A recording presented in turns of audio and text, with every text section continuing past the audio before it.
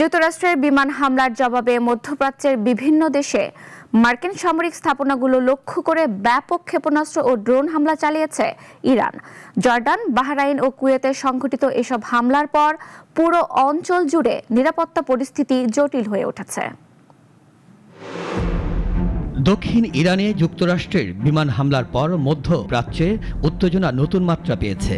বুধবার সকাল থেকে জর্ডান, বাহরাইন ও কুয়েতে অবস্থিত মার্কিন সামরিক ও নৌঘাঁটিগুলো লক্ষ্য করে একযোগে ক্ষেপণাস্ত্র ও ড্রোন হামলা চালানোর দাবি করেছে ইরান।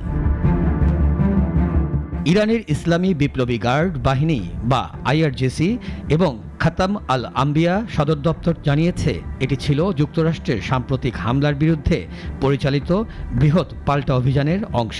তাদের দাবি, পুরো অঞ্চল জুড়ে মার্কিন সামরিক উপস্থিতির ২১টি স্থানে আঘাত হানা হয়েছে এবং একটি মার্কিন MQ-9 ড্রোনও ভূপাতিত করা হয়েছে।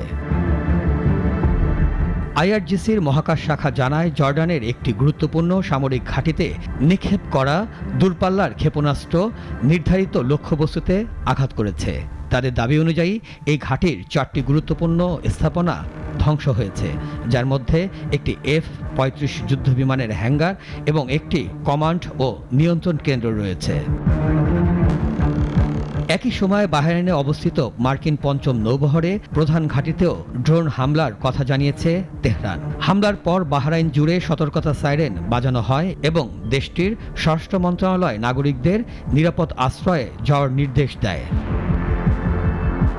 অন্যদিকে কুয়েতে অবস্থিত আলী আল সালেম ঘাঁটিকেও লক্ষ্য করে পৃথক ড্রোন হামলা চালানোর দাবি করেছে ইরান। কুয়েতের সামরিক বাহিনী জানিয়েছে তাদের আকাশ প্রতিরক্ষা ব্যবস্থা সম্ভাব্য হুমকি মোকাবেলায় সক্রিয় রয়েছে।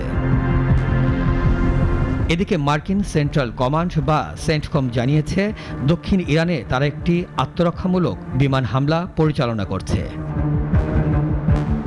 পাল্টাপাল্টি হামলার এই ঘটনায় পারস্য উপসাগরীয় অঞ্চলে নতুন করে উদ্বেগ তৈরি হয়েছে।